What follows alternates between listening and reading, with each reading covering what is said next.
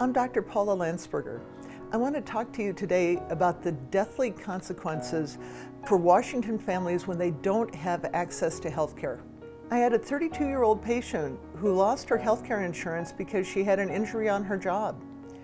She couldn't afford her asthma inhalers for her lifelong asthma because the inhalers now cost $70. She couldn't afford an ambulance ride of $800 to the emergency department because that would make her homeless. She certainly couldn't afford thousands of dollars worth of emergency room care to go in for treating an asthma flare. It was spring. Her asthma flared up, and she waited at home as long as she could. In desperation, she called her brother to take her to the emergency department. After fighting traffic for 45 minutes, he arrived at his sister's house to watch her walk from the front door to the driveway and collapse and die in her own driveway.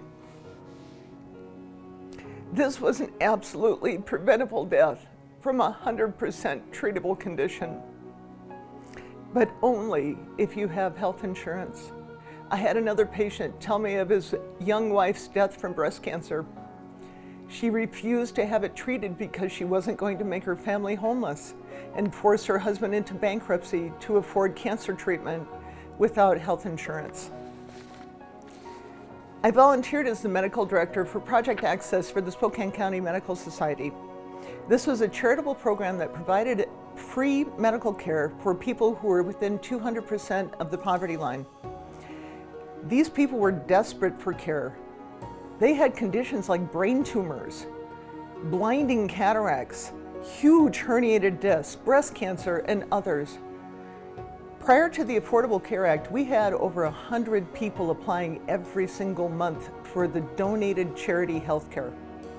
After the Affordable Care Act, that dropped to less than 4 people a month seeking care.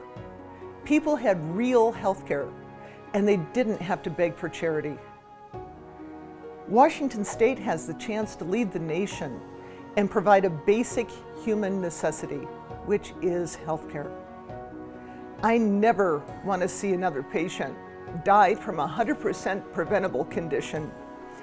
No one should sacrifice their lives so that their family doesn't become homeless and bankrupt from the cost of medical care.